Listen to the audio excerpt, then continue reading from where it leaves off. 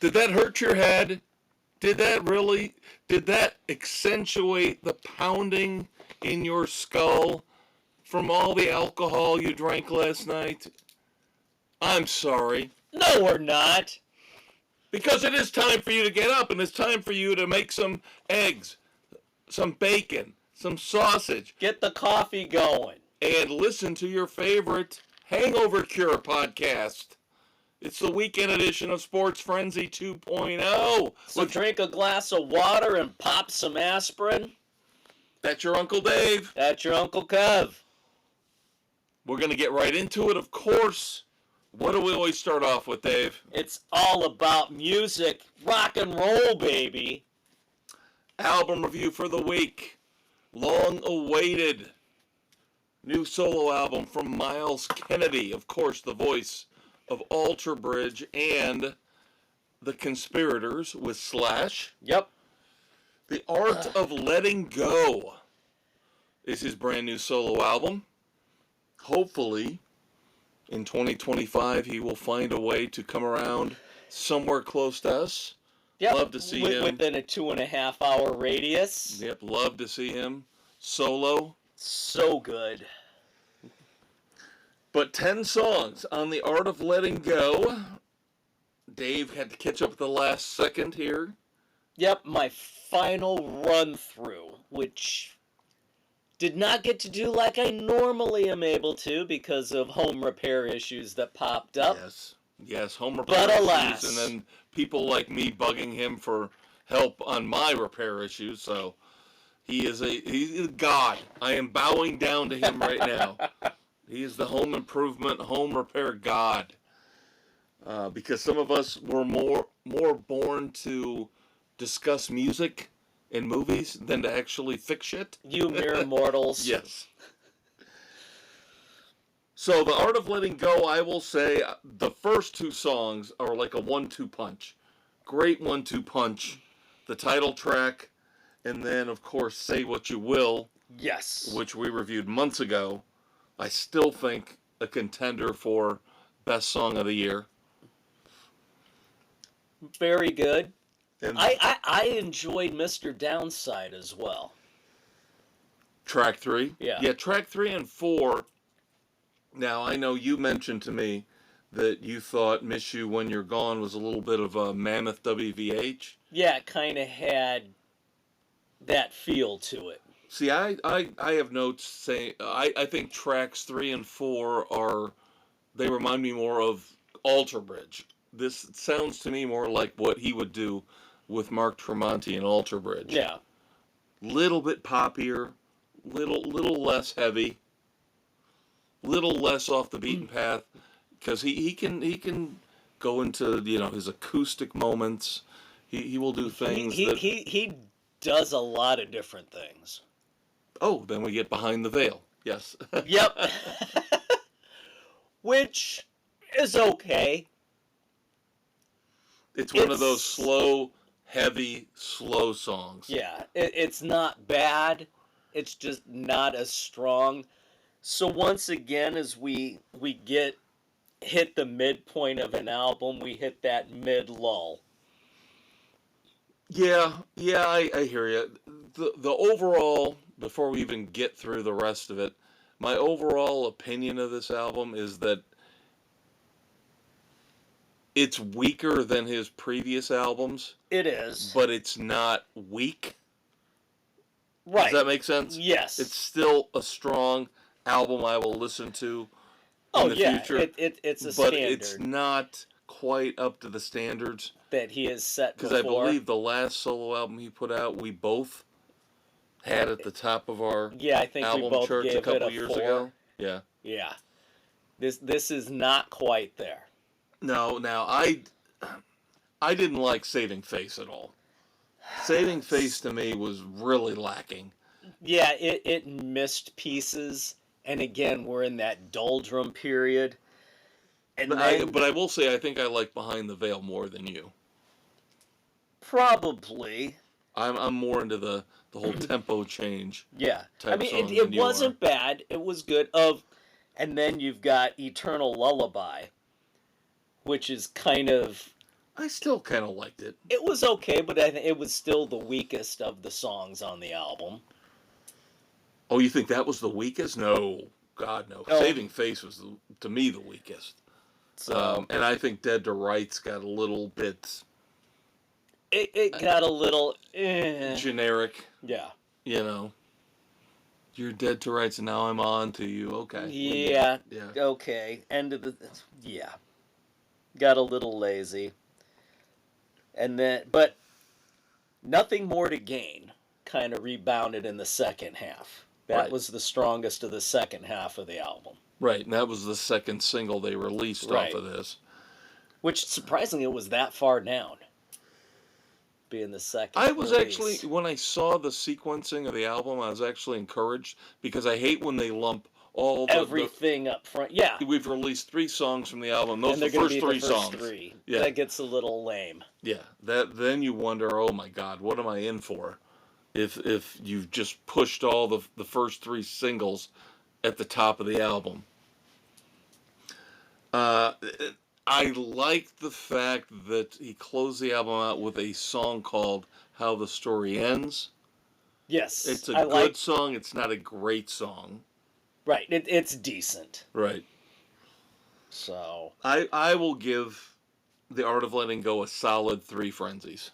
Yes, that's right where it belongs. A recommendation. It's definitely. a recommendation to listen to, but it is not Myles at his peak. No, absolutely agree. Absolutely agree. You've got some real gems in here, and the overall flow is good. And by the way, this week, I'm making a declaration. The maestro is making a declaration. There will be no 2.5s this week. After what we went through last week. After what we went through last week. And our discussion about 2.5 and what it means and how it's cheating the podcast audience, I will do everything in my power to stay away from rating anything 2.5. It's the cop-out. You either like it or you don't. Yes.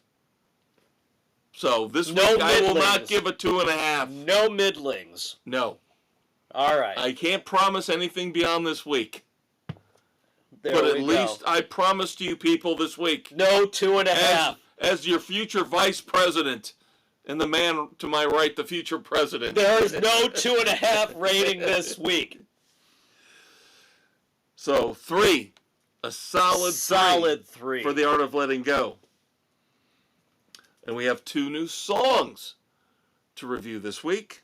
Yes. The third song from Motley Crue's Overpriced EP. I still can't believe they want $11 for a 3-song CD. That's ridiculous. On Amazon. Well, that's because they got to pay Johnny 5 now. But we've reviewed The Dogs of War. We reviewed Fight for Your Right. So now we get Canceled. And such an appropriate song for this day and age. And probably the best song of the 3. Cancel culture. Oh, absolutely the best of the 3. Yes. I did like this much more than the other 2. Yeah, this is the Crew. I still think it's a little off, though. There is something missing, but they're getting closer to being back. But the problem is, this is where I need to separate my love for the Crew from Shout at the Devil, that era. That's where I fell in love with them, to where they are now. Yeah. And where Post Saints. Yes. Yep. But this is Canceled is definitely the best song on this 3-song EP. God, don't pay $11. No, it's songs, not worth. For the love of God. It's not worth $11. No. Yeah, you can buy the digital for some reason for $3. Download the digital, burn a copy. I would even say don't do that. I would just listen to it on your streaming service. Well, yes. Yes, I have flaws, and that is one of my big ones, is that I need the physical copy. But even I won't pay $11 for 3 songs. No. No, there's just no way in hell. So Canceled, canceled, of course, is ironically, as Dave alluded to, Motley Crue singing about the current cancel culture and how they somehow have never had to really deal with it. Surprisingly. Yep. With everything that they've done and gone through. And they still try to, they go a little too far with the whole rebellious nature, you know, the cursing. Bang your head against motherfucking wall. I was like, okay, that's fine. That's them trying to recapture their youth. Yep. Yeah, the spirit of the song is there. The old Motley Crue spirit is there. Vince sounds fine because it's in the studio and not live. Studio altered. I still think, and even though I know John 5 is a phenomenal guitar player, and I still want to hear this album he did with David Lee Roth like 12, 13 years ago, 15 years ago, whenever it was. That would be interesting to listen to. But it almost feels like, even though Mick Mars is not the greatest guitarist of all time, it just feels like Mick Mars not in the band anymore. They lost a piece of their soul. Yeah, because what he brought was the sound they were looking for. As the lead guitar, he brought what Nicky and Tommy needed. And John 5, again, very competent, very, very established, well-respected guitar player, but he just... This isn't his... He doesn't fit in. No, hair metal is not his genre. No. He's played in the past again with David Lee Roth, of course, Rob Zombie.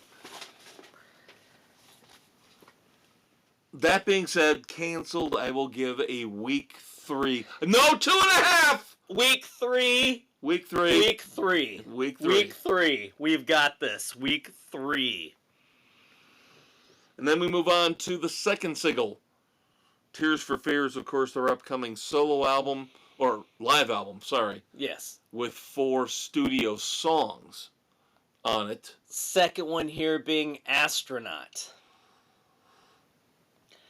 Far, far away from the first song, which we absolutely enjoyed. Yeah, I'm with you on that. Yeah. This is slow tempo even for them. Yeah, it's, and I hate to bring in the visuals because I've been drawn more and more lately to watching and listening to music on YouTube. So you've been doing the videos like the old MTV days. Yeah. Plus, Spotify, at least on Fire TV, on the Fire Stick, drives me nuts. It doesn't remember what I just listened to, and you got to type the name in all over again. And I hate it on my phone because you don't get the stuff that I would get on my iPad. Yeah. And you go to listen to an album on your iPad, boom, it runs through the whole album. Mm-hmm. On the phone, it might give you the first song and then jump to other stuff, or it might go somewhere else entirely. It drives me insane.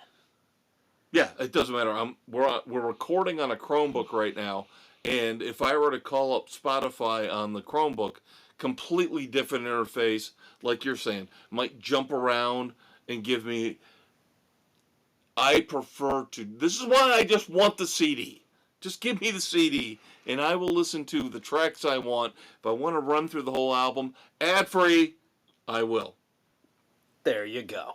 But yes, I agree with you. Astronaut is a little too adult contemporary, a little too mellow for me. Yeah. It's not terrible, I will say that. It's not terrible. I will give it a week 2 Frenzies. Yes, a very week 2 Frenzies. No, 2.5! There was no 2.5. We need to make shirts made. No 2.5.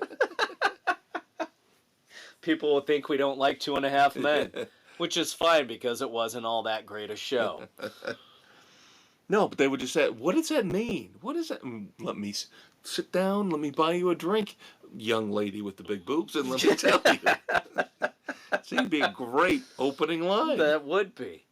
No 2.5. What does no 2.5 mean? Well, have I got a story for you? So, recommendation for The Art of Letting Go, of course, from Myles Kennedy. I knew that we were somehow, some way going to end up recommending it, just a level of how much. Yes. Motley Crue, surprisingly, Canceled is worth a listen. a mild recommendation.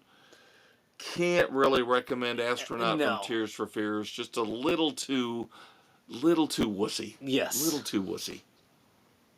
Absolutely. Next week, our new song. Before we get to, I know where you're going. Next week, before we get to, we got a concert review. Yep. Next week, Roger Clyne and the Peacemakers. Woohoo! Finally getting back in concerts, and then we've got an unreleased track from Rat from the Out of the Cellar sessions. Reach for the Sky, which will be included on the expanded, remastered new version of Out of the Cellar.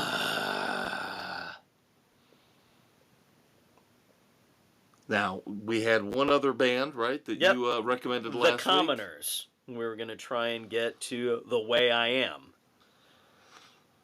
And we did listen to them. Yep. Did kind of a group jam session. As you were catching up with Myles Kennedy, I was catching up with the Commoners. The Commoners, very cool, sound a lot like the Black Crowes. Yeah, they've got a definite Black Crowes feel to them. You can tell they were influenced there. Yep. So we are looking at, we're not going to get a lot in depth on this because we're looking at, once we get to the fallow ground of November. Yes, the doldrums, so to speak. We might actually pull this one out as a full album review. Yes, their new album released this year is Restless. So, in November, expect an album review on this one. Yep. And then next week, also, in addition to Rat and a review of Roger Clyne and the Peacemakers, the new Offspring album, Supercharged. Yes. We'll have that for you next week as well here on Sports Frenzy 2.0, the weekend edition. This is what we do. We just keep you going. Entertained. We'll tell you what's worth listening to and what's not. Who to go see and who not to go see. Sad news in the world of rock and roll. Not a death, but still. Jake E. Lee, former guitar player for Ozzy Osbourne and for Badlands, who I believe you saw in concert. Yep. Shot multiple times in Las Vegas, I believe, while walking his dog. I know, just random violence. Ridiculous. Expected to make a full recovery, thank God. But still, not a cool situation. Nope. Not at all. You know what else is not a cool situation, Dave? What would that be? How I feel about the Penguin. Yeah, as we transition to TV and streaming here on Spotify, Good Pods, Pocket Cast, Apple, Overcast, Castbox, Amazon, Audible, and iHeart Sports Frenzy, baby!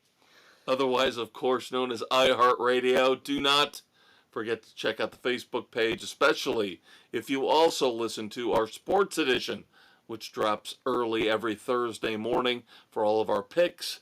Yep. But, of course, you can also find links to each and every Weekend Edition episode as well. Drop us a line. Tell us what to listen to, what to watch. We take recommendations. We haven't gotten any yet, but please reach out. But yeah, what we don't love so far is the Penguin. So 4 episodes in, of course, new episodes drop every Sunday night on HBO Max. Is this the Penguin or is it Sophia Falcone? Who is supposed to be the focal point of this series? Because you give us an engaging character with Colin Farrell as Oz Cobb. Yeah. I still wish it was Oz Oswald Cobblepot. Cobblepot. Yes.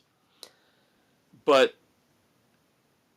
you take it away from us after basically a couple episodes, and now you have basically turned this entire series into a diatribe about Sophia Falcone and the family. Yeah. Very little. This is supposed to be the rise of the Penguin. And now we're getting, after 2 episodes focusing on the Penguin, now we've got 2 that are more focused on Sophia Falcone. What the hell are you doing? She's not that interesting of a character. No, that's not the at problem. all. What you've done is you surrounded the Penguin. Again, Colin Farrell, brilliant with what he's doing. But you're not giving us the great character. You're not giving us Colin Farrell. You're actually shying away, pushing us away from the focal point that we should be paying attention to and should be watching. And you're focusing on this secondary character and bringing this secondary character up to the front. Main? No, she's not that interesting. No. And we talked about the Falcones are not a huge piece of the Batman universe. They are a small side bit. They are not one of the great they're not a great supervillain. They're kind of a gnat on the ass of humanity. And they are still relevant in the Batman universe, but yeah, other than they give us Victor Zsasz at some point, but they're not the Riddler, the Joker, the Bane. Poison Ivy, Bane. And yes, Catwoman. Nobody expected going into this. It's not a superhero movie. Right. But at the same time, I didn't expect it to turn into a Martin Scorsese focal point Crime character family. study on one member of a crime family. The one member of the crime family that should be the focal point is losing the title character. And I am shocked. And yes, I do look at IMDb reviews. The fact that the Penguin has still got unbelievably high reviews. I mean, 8.9 out of 10 for this? Really? Maybe for the first episode. But going this far in, it should not be up that high. No. Not with where they're going. This is something we've seen before in other series, in other movies. Oh, I'm not crazy. You remember One Flew Over the Cuckoo's Nest? Guess what? Basically, that's what episode 4 is. Yeah. I don't think the writing is original. The one, again, I hate to repeat myself, but the one focal point that they should be zeroing in on, that they're not, is Colin Farrell's brilliant portrayal of the Penguin. It should be a no-brainer. It shouldn't take a genius to figure this out. Maybe this is why, after filming, he said he didn't want to do it again. Makes sense. Makes sense. Maybe if this continues, maybe not being the focal point like he should have been wasn't worth getting in the getup. Well, I'm beginning to have my doubts about a lot of things with the superhero stuff. We'll get to that at the end of this episode. Of course we will. Now, I'm trying to play catch up with Tracker, which just debuted season 2. Yep. I will hold off talking about it other than to say it picks up right where it left off with the quality. Yep. And one of the few network shows that actually exceeds expectations. Yeah, they actually went creative, getting a solid character out of a limited series of books by Jeffrey Deaver. And not pansifying the character I love it. Yep. Yeah, it gives me some semblance of hope. Yeah, that was the one thing I told you. I am about 10 episodes into season 1. I do not want him to ever do a job for free. That's who he is. He does the job for the reward. If he doesn't do the job, he doesn't collect. But if he does, which he does every week, I love the fact that he takes that envelope, takes that money, sticks it in his back pocket. He doesn't go, oh, no, no, no, no, no. There's an episode, I believe, episode 8, possibly, where he tracks down a missing fiance for the bride-to-be. And I was scared to death that he was gonna take the money and turn around and go, oh no, here, take it back as a wedding gift. And I was gonna be like, don't you dare! That is not who you are. That's right. Calder Shaw does not. You take the money for doing the job. And so far, except for one favor for a friend, he has not let me down. Legitimate. Yes. Consider, and you could almost look at that as him paying him back for all the work he's done for him. Right. In terms of the tech side of things. There, yeah. So, that's fair play. Bobby, right? He helped out Bobby. So, I didn't have a problem with that one per se. So, you take care of your friends. It's just one of those things you always have to keep an eye out for. Keep the character consistent and real. None of this bullshit where, okay, I guess I'll do it for free because you really can't afford it. No bullshit. Then they can't get. Then don't they offer cannot it. get the services of the tracker. If you can't afford it, don't offer it. Yep. It's a business. So we will catch up on Tracker here next week, kids. Now, one show that Dave did not watch. Nope. Had too many other things pop up. Life. So, as you're listening to this, 3 episodes are out on Peacock of Teacup. Teacup? What is Teacup? Is that like Downton Abbey? No. It's what the Bears fake sipped out of after they scored their first touchdown in London last week. Yes, our little bit of sports jubilation. But the Peacock series Teacup, very, very cool so far. I have watched the first 2 episodes.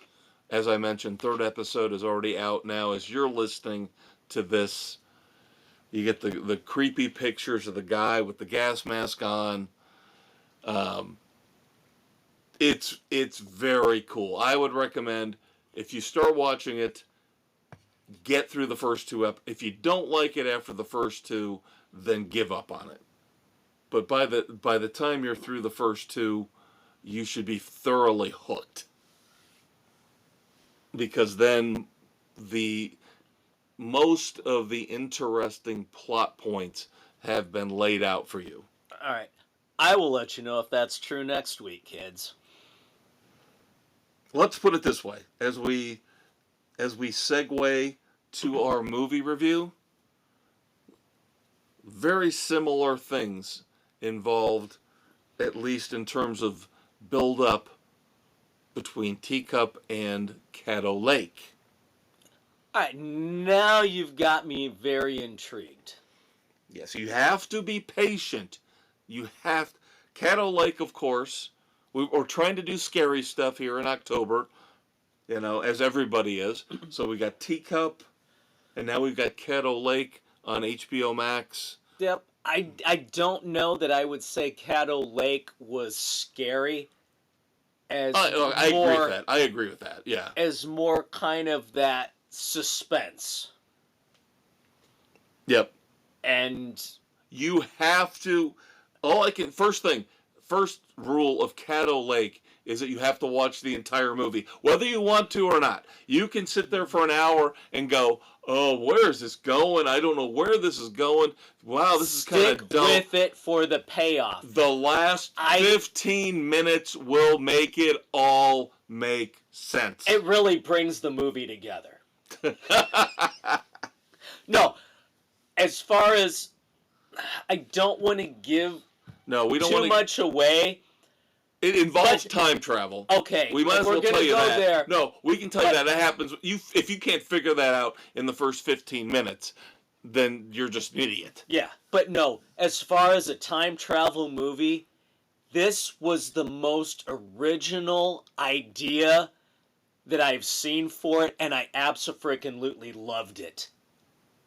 It hit. But you have to stick with it. Yeah, it can. Because the pacing can be a little slow for the build-up, but it all ties together.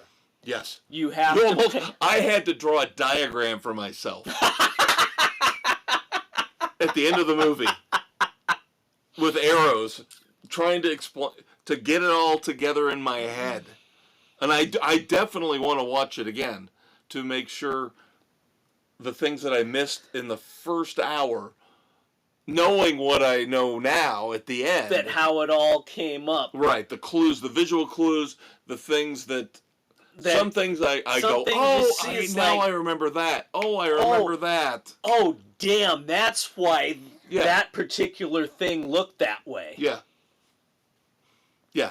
I'm telling you. I am literally telling you, this is brilliant. It's a brilliant idea, and it's executed very well. Some of the stuff, though, they don't explain. No, there are things that aren't explained. That you have to take, basically, willing suspension of disbelief. Right, which you have to do in a lot of things. Right. But the cohesive pieces of it, the main parts, they follow through with very well. When they explain them at the end. Yeah, when it all comes together, you're like, oh, damn. Yes, yes. And we cannot overstate this enough, because I was on the verge of quitting on this movie. About 45 minutes into it? Yeah, 45 to an hour. I was like, I don't know where this is going, but it can't be worth the payoff. Oh, was I wrong. Oh, was I wrong. The payoff is so worth it. This is one of the more subtle, brilliant movies you will ever watch. I love these type of movies. A movie like Memento, where it's trying to make you think and pay attention. Yeah, and you have to pay attention. Another thing I will say, which I think was part of the reason that undermined my viewing pleasure of this, which I still loved it. Watch the whole thing in one sitting. Do not stop. Do not stop. Did you stop? Yes. Oh, no. Yes. You have to go through all the way. You have to make 2 hours.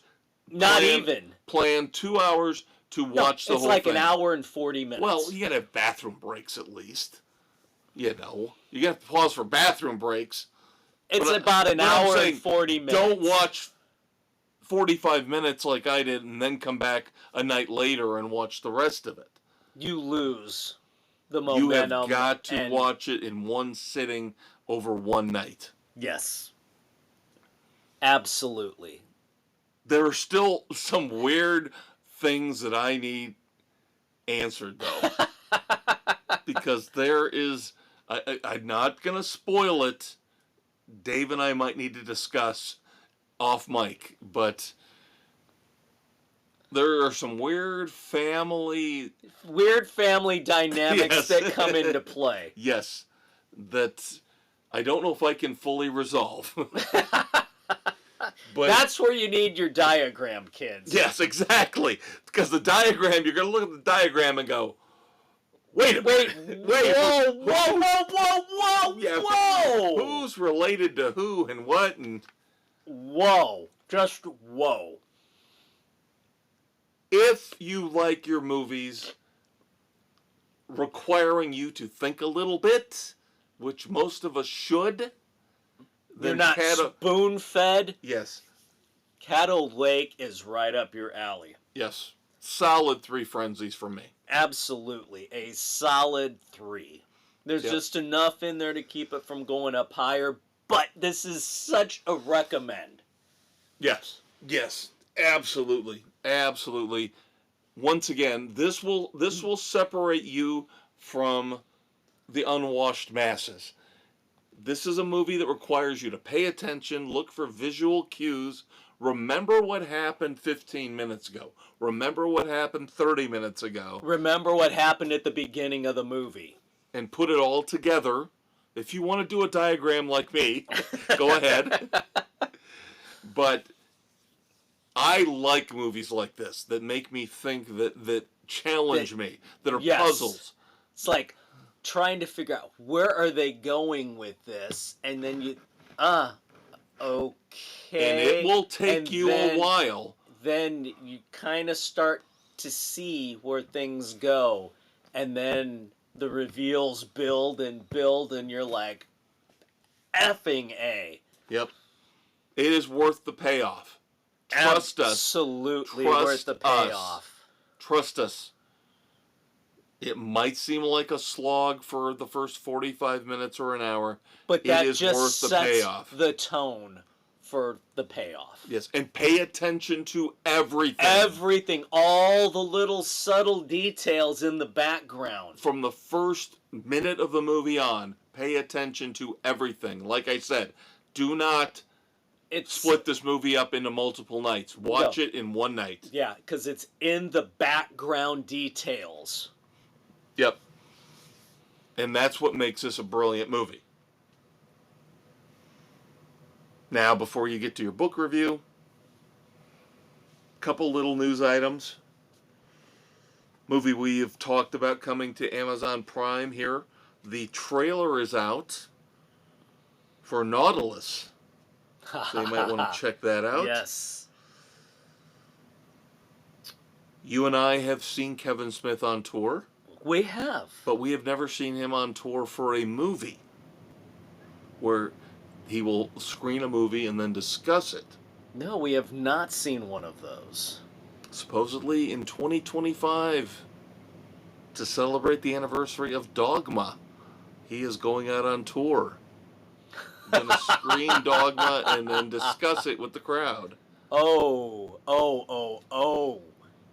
If it's reasonable and close, we're going. Yeah, I guess there was some kind of hang-up with Dogma where, I don't know if it had to do with the whole Weinstein mess or what, but he had just recently got the rights, or somebody else got the rights to it, who he could work with much, much better. Oh, wow. Because I have Dogma. So do I. Supposedly, the DVDs are worth a fortune because you can't get them. Really? Yeah. Again, because of this whole snafu, this whole mix-up. Damn. Yeah. That's crazy. Yeah. So. Arguably one of his top 2? I don't know if I'd go that far. Because, I mean, you've got Clerks, you've got Mallrats right there. That's his top 2. All right, Dogma comes in at 3. You like it more than I do. I probably do. And then, just because it's fun, this week, this month, 30th anniversary of the release of Pulp Fiction. Dun, dun, dun. And I guess somebody cornered Samuel L. Jackson, and he was able to do his entire rant, his famous rant with furious vengeance. Just off the cuff. Nice. Oh my God. Just able to do it off the cuff. Nice. Now, I have mixed feelings about Pulp Fiction. I have mixed feelings about Quentin Tarantino. Yes, that goes without saying. It took me a while to get over that second segment of the 3. Gimp. The Gimp and the ball gag and all that stuff was a little hard for me to digest the first time. But the first and the third, brilliant. Absolutely brilliant. So, and that's usually how I am with Tarantino. 2/3 brilliant, 1/3 hack. Yeah. Shock value. We talked last week what he about wants to go we for. talked last week about Kill Bill. Yeah, with the 99. Yeah. And how that was just over the top, pathetic. Yeah, lazy writing. We went to see Grindhouse. Yeah. On a sports frenzy movie night out. Frickin' Planet Terror. That's Rodriguez. Rodriguez did Planet Terror, the first one. Which was great. Tarantino did Death Trap. Death Proof. The second one. With Kurt Russell screaming like a little girl. Yeah, not quite up to speed. Yeah. But then again, Tarantino can do The Hateful Eight. Which was fantastic. Yeah. So. And I still have a hard time. Same thing with music. It takes him so long to get inspired. I think I'll finally do a movie now. And you never know what you're going to get. Once Upon a Time in Hollywood, overrated crap. Or are you going to get Reservoir Dogs? Right. Absolute brilliance. And then finally, going back to real quick to TV and streaming, a show that I do want to watch, but again, I just don't want to spend the money and get Apple TV Plus back, even though I want to watch Bad Monkey. But Slow Horses has been renewed for a 6th season with Gary Oldman. Is it the Slough Horse? Yeah. Slough House books. But I still don't know if I want to pony up $10 a month. No pun intended. But bump. So what do you got for us in terms of books, Dave? All right, for books this week I have the latest Vince Flynn Mitch Rapp book by Don Bentley, Capture or Kill.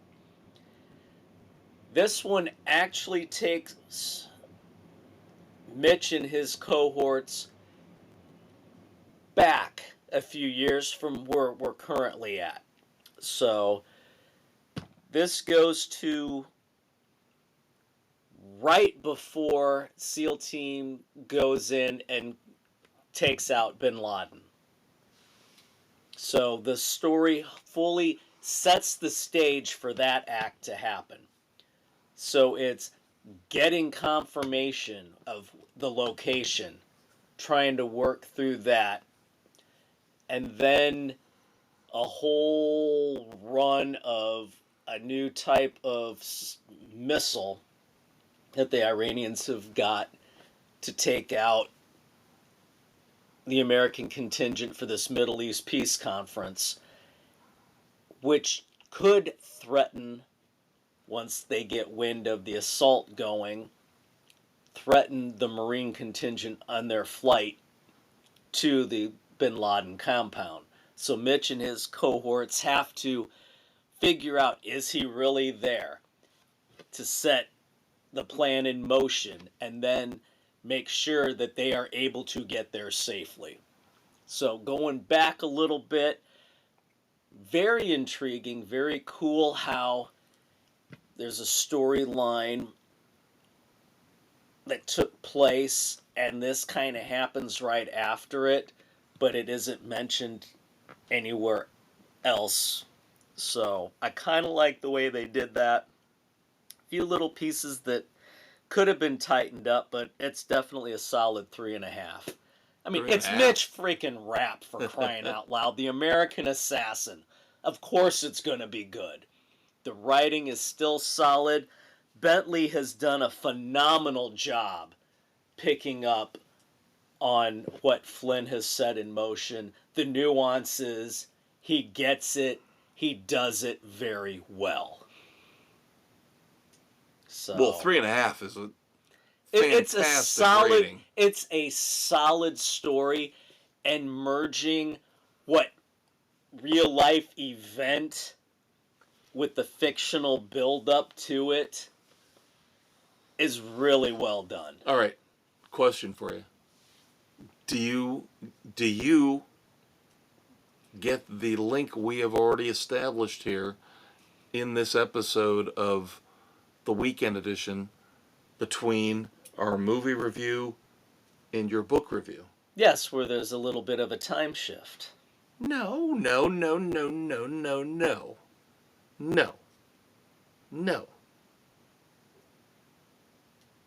Who starred in Caddo Lake?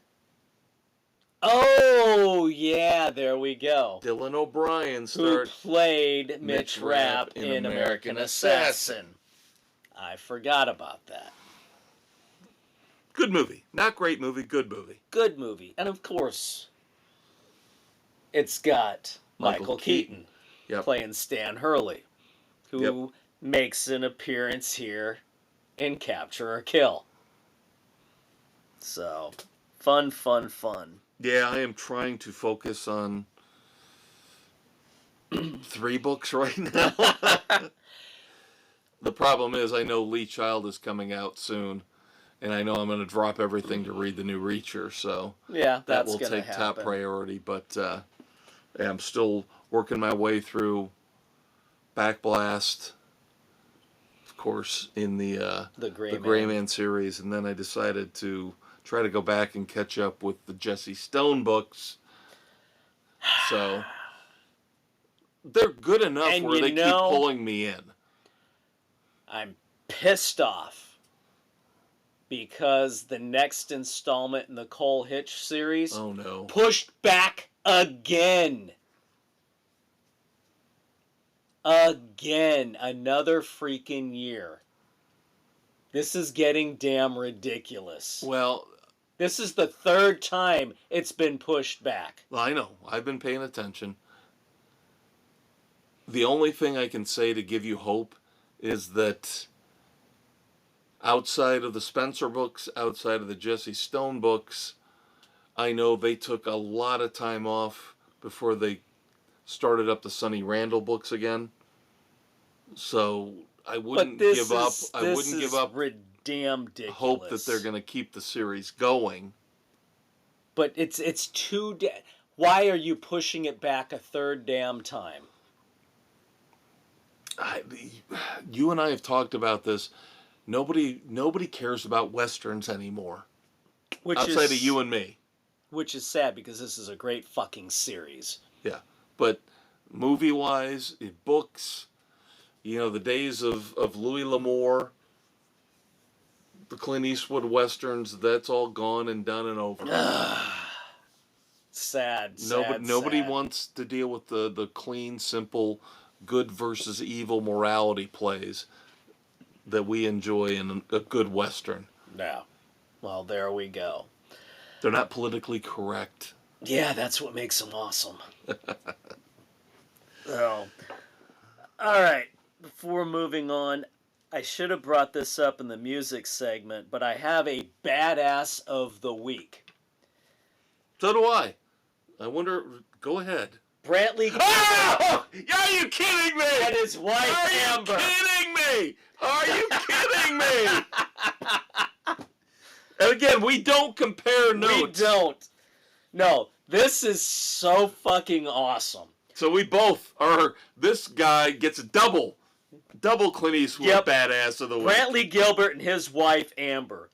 Brantley goes on, begins his concert, suddenly runs off stage.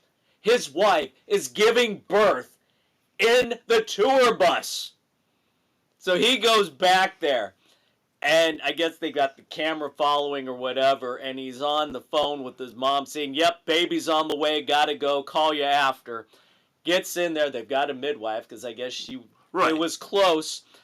And so he's there for the birth of his child, spends time with his wife and the baby, then goes back on stage and finishes the damn concert. Yep, this was all in Tupelo. Tupelo, Mississippi. Yep. That is freaking awesome. Oh, yeah. Yeah, and that says something. If Dave and I separately both decided that Brantley Gilbert for this was a badass. Yep, and we've seen him in concert. I haven't. Opening. Who'd he open for? He opened for Godsmack, didn't he? No, what was Brantley Gilbert? No, who did he? He opened for Nickelback? Nickelback. which I didn't get to. You didn't I didn't get to the see that one. Nickelback show. Yeah. So yeah, he opened for Nickelback. Okay. Yep. That makes so it more was sense. one of the shows that we saw with the lawn pass. Yeah, which I and wanted that's the to go one that to, you but didn't get because to that go was going to to. be a long back-to-back weekend. And, Right, that's right. Yep. So yeah, and he was really damn good. But that's yeah, nothing compared to this. No, that is just freaking incredible. Yep. So, kudos to Brantley Gilbert and his wife Amber. And I'll say this. Troopers. I'll say this as a concert goer and a fan. Kudos to the crowd for holding on and waiting and not taking it the wrong way and not saying what an arrogant pompous ass, because we've seen that with a lot of performers, right? Where they'll throw a little temper tantrum or what did I see today? Nick Jonas, one of the Jonas brothers, ran off stage, and I'm not saying he wasn't warranted, but because there was a laser light in the crowd and might have accidentally hit him in the eye, and so he ran off stage and postponed the concert for an indefinite amount of time. Yeah. But I will say with Mr. Gilbert, he is a family man. Because during the show, he had his older kids come out, he had his wife come out, introduced them, and he is a family guy. So it fully makes sense, but it's still very cool. Yeah, it's badass again for him and his wife. Don't leave the tour. Don't postpone the show. I'll just hang out in the tour bus, and then I'll squirt the puppy out. You can come out for 10 minutes. Out and then, all right, go back and finish the show. Yeah. No, that's badasses all around. Yes, absolutely. Wife, midwife, Brantley. Awesome. So cool. The crowd. Yep. And again, give the crowd credit for being tolerant and patient. Yeah. That's a legitimate take time out for. Yep. Now, we do not have any moments of silence in the world of entertainment this week. How bizarre. Nothing in sports, nothing in entertainment. No. Nope. We like it. So we can get right into determining who is the Red Foreman Dumbass of the Week. Yes. We have 6 nominees this week in pop culture. You picked Angry. 6 is about normal. Any more than 6, yes, I would say. This is borderline. 4-5 as usual. All right, I will admit this first one is me picking Angry. See? I told you. Because, like I said in the sports edition, if you don't listen to the sports edition every Thursday morning, shame on you. Are we going LGBTQ Mafia? No. No Alphabet Mafia? No, but remember I had one in the sports edition a few days ago where I got pissed off because I wasted the time with Yahoo Sports. Yes. Where they said... Inaccurate. Yes. You have to pick wide receivers, and then they put a tight end in there, which is not accurate. It's in the details. So. Like the background of Caddo Lake. Yes. Again, kids, watch it, pay attention to everything in that movie. Bridges. Well, this is going to be my first of 2 of these 6 involve shopping. Okay? Now, the cool kids out there, Gen Z, aren't like us. They're definitely not as cool as us. No. They're clueless beyond clueless. But they don't like the fact that we still like physical items like DVDs and Blu-rays and CDs. Everything's got to be digital. I got to put everything on my phone, right? No, not entirely. Now, we've been talking about how we want to, when Deadpool and Wolverine comes out, we talked about We want to get that on Blu-ray. Right. We want the director's cut with all the deleted scenes, the outtakes. We want the full effect because frickin' A, it's Ryan Reynolds. You know there's going to be hilarious outtakes. Well, I'm already seeing and hearing rumors about how Disney is going to overprice this to try to gouge everybody. Of course they will. The rat wants money. But it's not even just the rat now. Okay? It's not even just the rat. Because I expect this from the rat. You know, the rat always lets me down. I don't shop at Target anymore.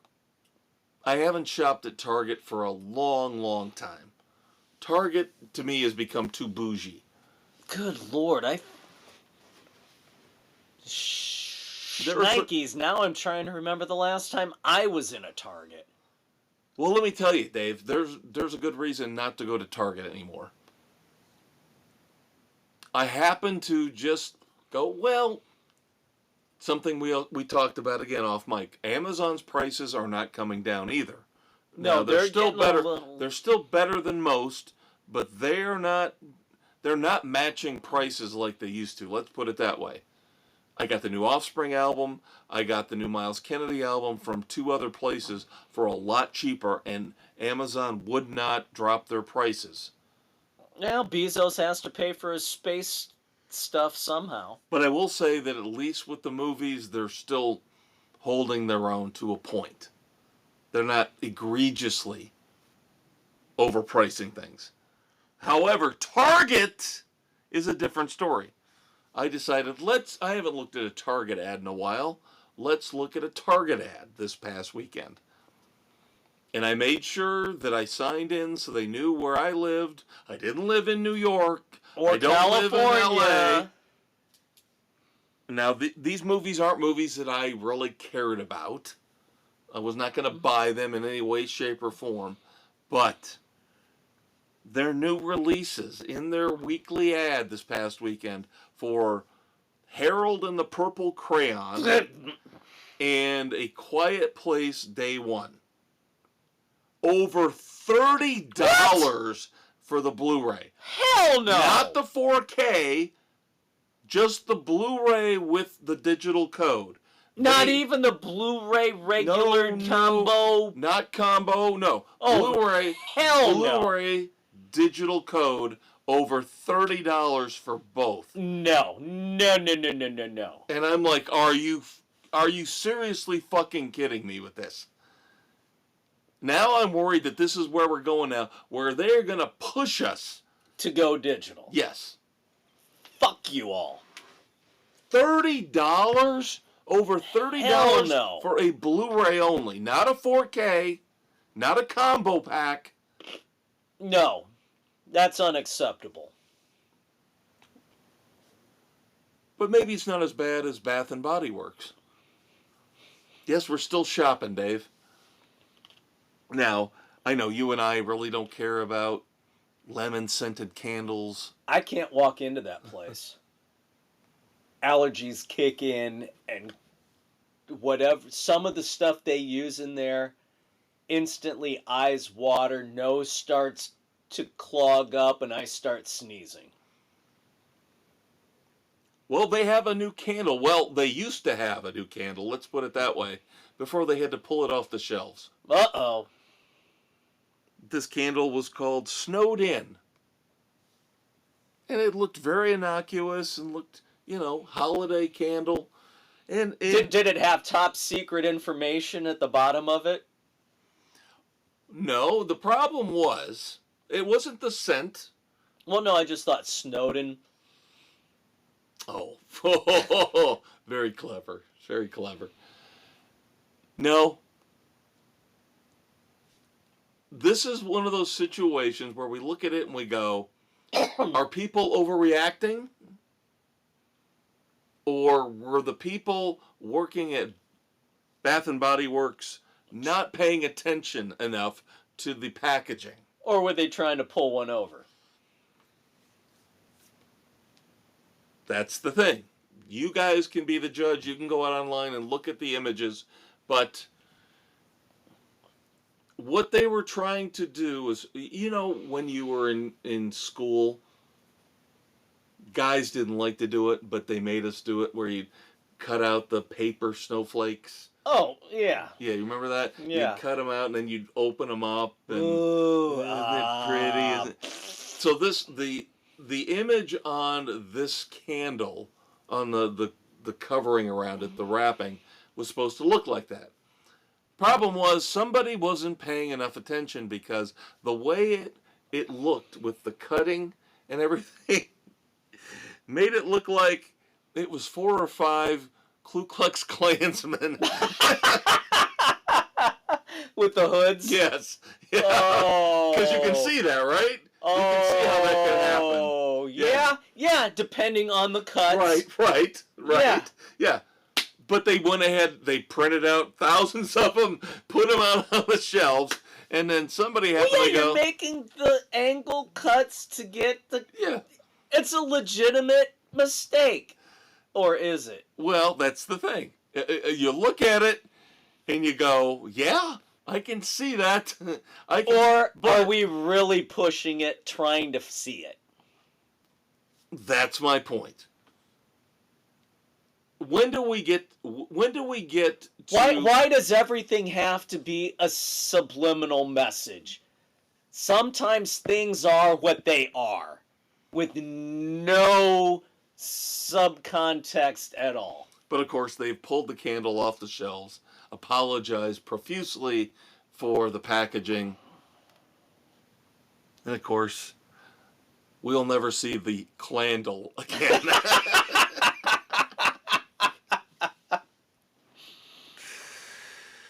Oh, Dad, you know how much I love our neighbors to the north, as we live in Indiana. Yeah. We love Michigan, don't we? We love Michigan a lot. Yeah. Well, what did William Hill do this time? Oh, no. No. The esteemed governor. Oh, Lord Farquhar. Old Gretchen Whitmer did it again. She decided she wanted to be hip and cool and partake along with some nutjob left-wing social media icon in some kind of a TikTok, Instagram viral video thing where you feed a chip to somebody, like an actual, like a Dorito, a potato chip. Something you feed somebody. Right. A chip. It's got some kind of weird, cool meaning in the social media world. I'm sorry, I know this is a podcast. You guys are going to have to go out and look at this. This is the creepiest, most disturbing thing I think I've ever seen in my life, outside of violence. Somebody's leg breaking in a football game. It's that disturbing. Oh, wow. She's and it's supposed to be really offensive to Christianity.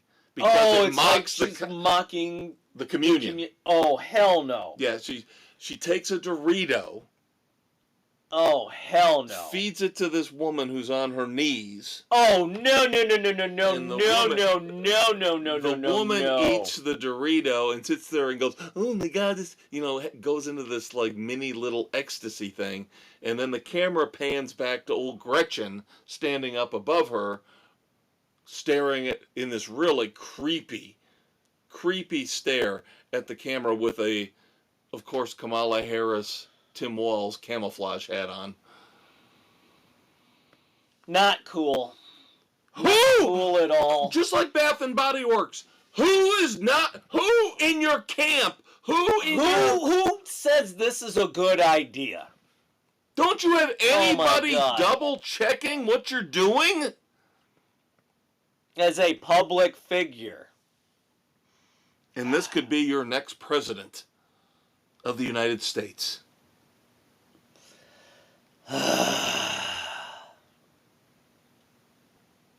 Okay, you got a dog. You love your dog, right? Yeah. Member of the family. I'm not a pet person, but I get it.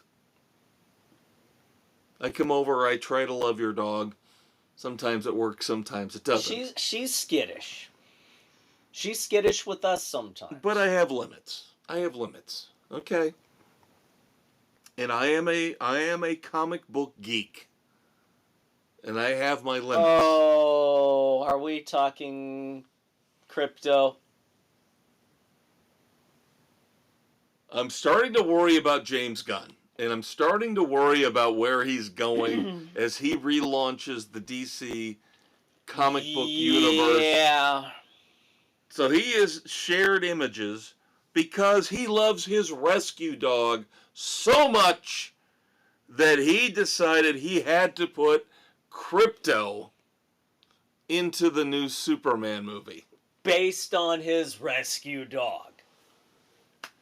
That's not who Krypto is. I have got to remind James Gunn of something that he must have completely and totally forgotten. Nobody who takes comic books seriously in terms of them being storytelling, borderline literature like I do, if you tell the stories correctly, how they're almost Shakespearean in terms of drama, in terms of...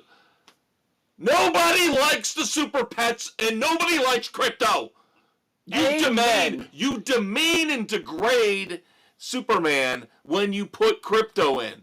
Especially in the first goddamn movie where you're going to relaunch Superman and try to make him, the foundation for your new DC universe. And we're going to have Krypto. Denigrating the storyline that soon. Absolutely pathetic. I'm sorry. I get it. He loves his rescue dog. That's great. But it's not. No. I don't want Krypto in the goddamn Superman movie. You know what? The first thing I thought, he's already jumped the shark. And he hasn't even launched it yet. Yeah, he's already jumped from Superman 1 to Superman 4, The Quest for Peace, is what he's done. Yeah. By putting Krypto in this movie. Come on, man. Come on. Seriously? That's just me. I have my issues. Sony Pictures, though, is going to take it one step further. I'm about sick and tired of toys in my movies, Dave. I guess we got Barbie to blame, right? Barbie and the Transformers. And Chucky. Yeah, but Barbie and the Transformers were actually real toys that were made into movies. Transformers started it. Now, we recently had the movie that I told everybody was going to bomb, which it did. Pharrell Williams, his little Lego movie, right? Yeah. But do they listen? Do they pay attention? Do they? No, they don't. Sony Pictures and Mattel just announced today. We're taping here on the 16th of October. This will drop on the 19th. They're developing a live-action movie based on Viewmaster. What the fuck? How are you going to make a movie about that? You can't. How are you going to make a movie about Viewmaster? I'm going to have this special binocular type device that is just going to be fantastic, that will immerse me. Transport me into different times, right? Lame. You and I complain about how... Freaking lame. How everybody wants to usurp and appropriate these old characters and turn them into, let's make Sherlock Holmes gay. Let's make Spider-Man Hispanic. Let's, instead of coming up with new goddamn ideas. Or you come up with something stupid like this.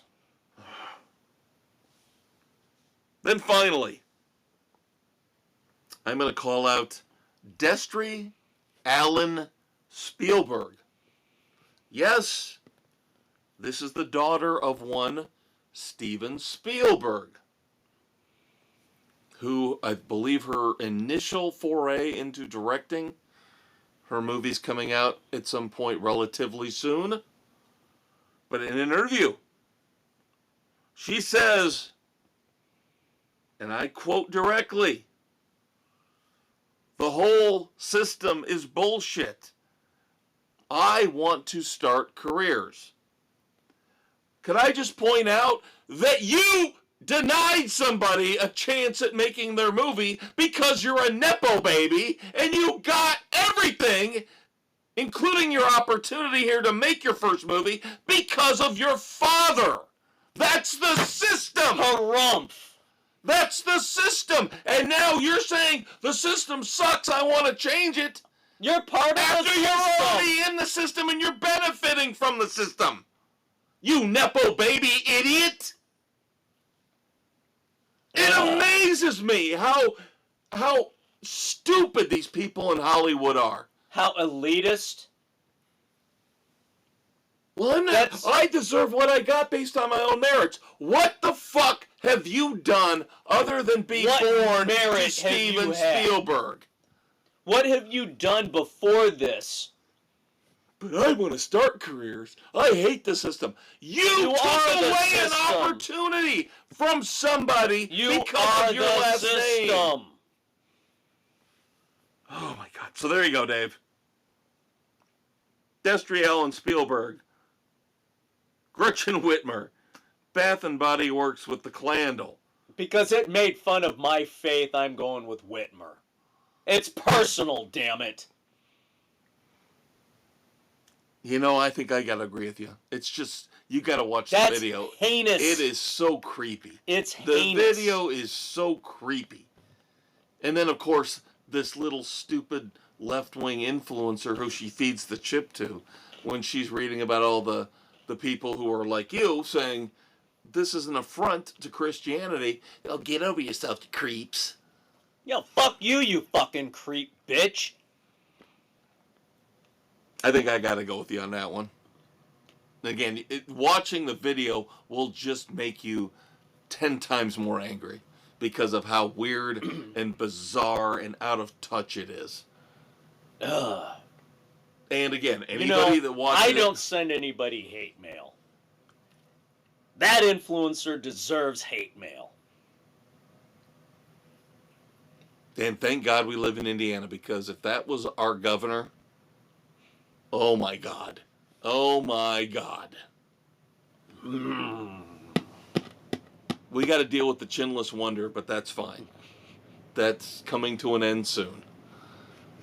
God. And there you go, kids. So that's going to do it for another spectacular, wonderful, awesome edition of Sports Frenzy 2.0, the weekend edition. That's your Uncle Dave. That's your Uncle Kev. We hope you enjoyed it. Next week, reviews of Roger Clyne and the Peacemakers live in concert. The brand new album from The Offspring, Supercharged. A lost, recently discovered studio outtake by Rat. We'll catch up with Tracker. We'll catch up with Teacup. We'll catch up maybe with the Penguin. We'll determine. New series on Peacock that I told your Uncle Dave about starts this weekend, starring the great, the glorious Bruce Campbell. Hysteria. Yes. As far as movies, we'll play it by ear. We'll see what happens with movies. I've been telling your Uncle Dave I need to start doing some more story time. Going back and watching some old classics. Some of the good stuff. Yeah, maybe I'll watch Dogma. On my wonderful, rare DVD that nobody can get a hold of. Frightening, isn't it? I gotta get on Amazon and eBay. What look are they this going up. for? Yeah. I don't know. What could I sell my creative soul for? What could somebody offer me that would make me part with my Dogma? How much to break up the collection? Oh, here's one for you before we go, by the way. Saw this on Amazon this past week.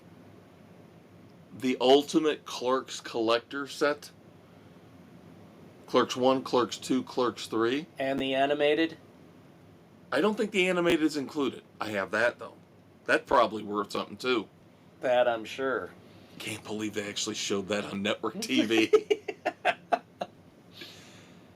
No, the 3 movies come in a deluxe, like a playset of the Quick Stop in RST video.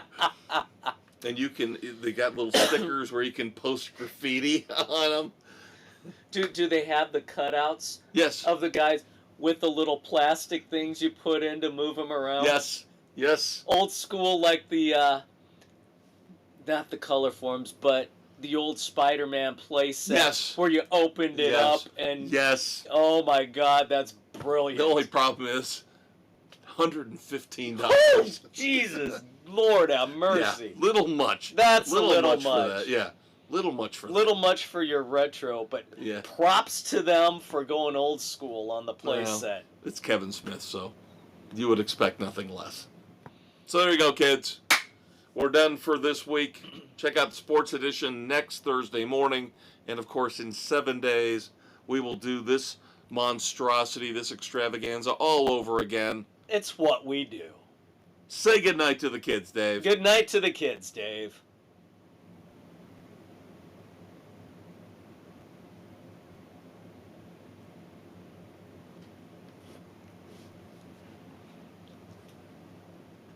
What are you still doing here?